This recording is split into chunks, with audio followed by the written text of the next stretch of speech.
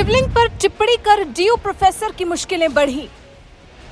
एक social media post पर अब खानी पड़ेगी जेल की हवा। प्रोफेसर रतन लाल ने धार्मिक भावनाएं आहत की, अब होगी कार्रवाई। अब प्रोफेसर रतन लाल पर इंसाफ का तराजू करेगा फैसला।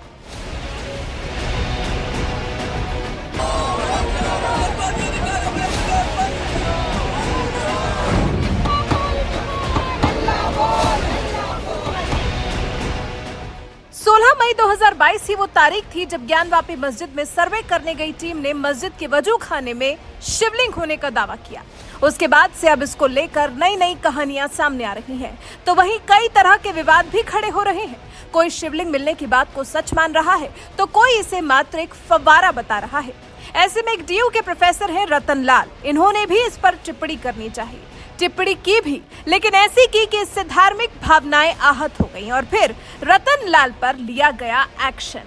शिवलिंग पर बेहद विवादास्पद टिप्पणी करने के बाद अब मान लीजिए कि प्रोफेसर डॉक्टर रतन लाल के लिए मुश्किलों का दौर शुरू हो गया है। उनके खिलाफ दिल्ली पुलिस ने केस दर्ज कर उनको गिरफ्तार कर लिया है।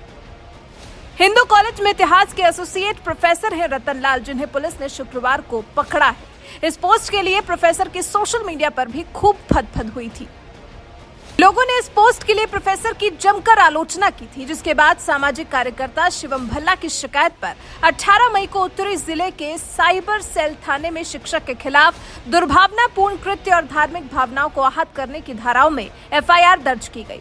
पुलिस के मुताबिक रतन लाल के खिलाफ आईपीसी की धारा 153A, 295A के तहत शिकायत दर्ज कराई गई है।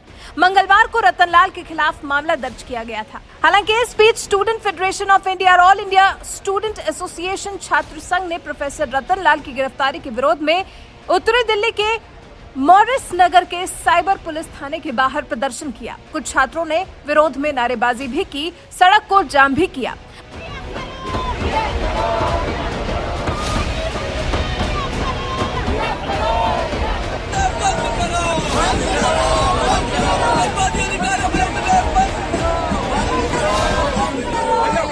वहीं रतन लाल के वकील ने इसे झूठा मामला बताया है। गिरफ्तारी को सुप्रीम कोर्ट के फैसले की अवमानना करार दिया है और अनुसूचित जाति अनुसूचित जनजाति अधिनियम की धारा 3 का उल्लंघन बताया।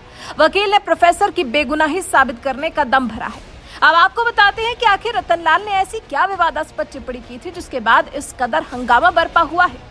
रतन लाल ने लिखा था, यदि ये शिवलिंग है तो लगता है शायद शिव जी का भी खतना कर दिया गया था। इतना कहने के बाद जब रतन लाल की गिरफ्तारी हो गई तो धर्म परिवर्तन कर लेने की धमकी दे रहे हैं। कह रहे हैं कि मैं जेल से बाहर आने के बाद धर्म परिवर्तन करूंगा।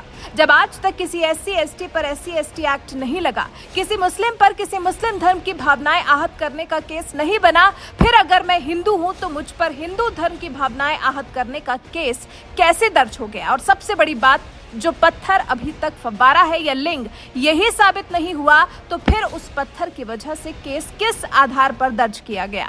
किसी हिंदू संगठन ने मेरे खिलाफ हो रहे अत्याचार पर नहीं बोला। आज हिंदुओं ने मुझे एहसास करा दिया कि मैं हिंदू नहीं हूँ।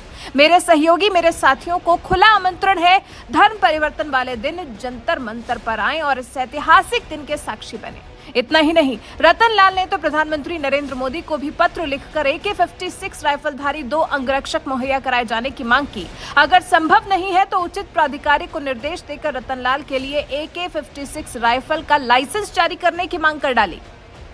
अब प्रोफेसर रतन लाल की सोशल मीडिया पर टिप्पणी मामले में राजनीति तेज होती नजर आ रही है। इस पर रतन लाल की गिरफ्तारी का विरोध करते हुए राज्यसभा सांसद मनोज झा का ट्वीट सामने आया। उन्होंने लिखा, देश के बाहर हूं एक कार्यक्रम में और अभी सूचना मिली कि दिल्ली विश्वविद्यालय के मुद्दों के साथ सामाजिक न्याय के सरोकारों के हमारे प्रिय साथी रतन लाल को दिल्ली पुलिस ने गिरफ्तार कर लिया है। दिल्ली पुलिस, क्या आपको फेहरिस्त भेज दूं कि हमारे साथी के बदले में किन्हें जेल में होना चाहिए था? तो हिंदू कॉलेज में इतिहास के प्रोफेसर रतन लाल की एक पोस्ट पर कुछ इस तरह से हंगामा बरपा है। वैसे आपको क्या लगता है, वो शिवलिंग है या नहीं? लेकिन अपनी पोस्ट में उसे शिवलिंग कहकर उस पर भद्दी टिप्पणी करने के मामले में जो रतन लाल पर कार्रवाई हो रही है, वो सही है या गलत? अपनी राय हमें कमेंट कर जरूर बताएं।